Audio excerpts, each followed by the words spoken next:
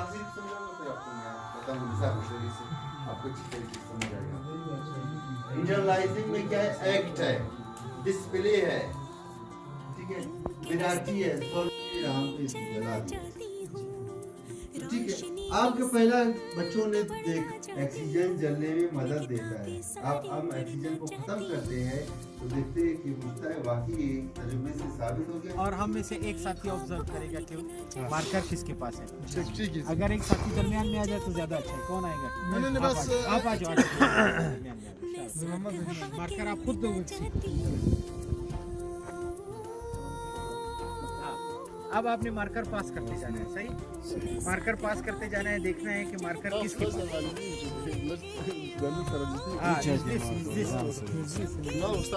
करीब करीब खड़े हो जाए इस तरीके से तो आप लोगों को पता चले कि मार्कर कहाँ जा रहा है।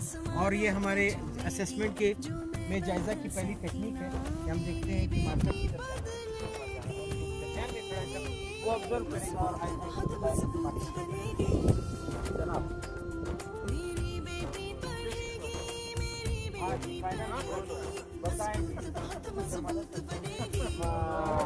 इधर आ गया।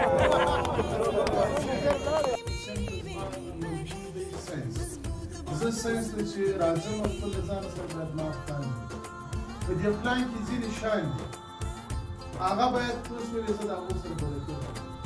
اول چیز دی په پلان نوم دی د استاد دی، د هغه څخه وروسته مضمون دی، عنوان دی، وخت دی، ټولګی ده، مقصد تاریخ.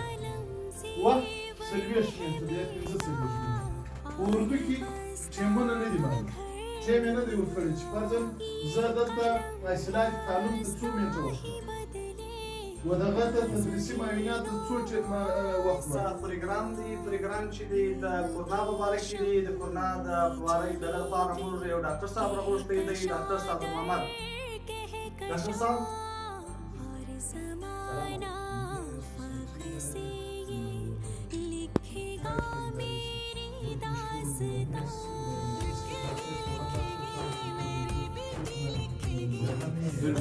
قومي پښتون سر خبره دا چې موږ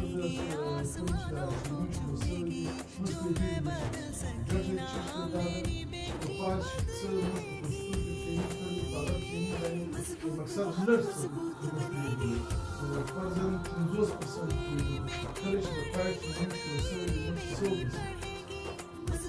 صرف یوازې سر زموږ دی څخه دا غوښتنه ده چې زموږ باندې ډېر تمرکز ډېر کار چې دی باید وکړي.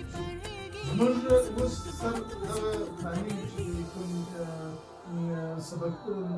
سبکي موسمبندي ده دا ټول زموږ زده دي، مګر خو اردو زما نه دی.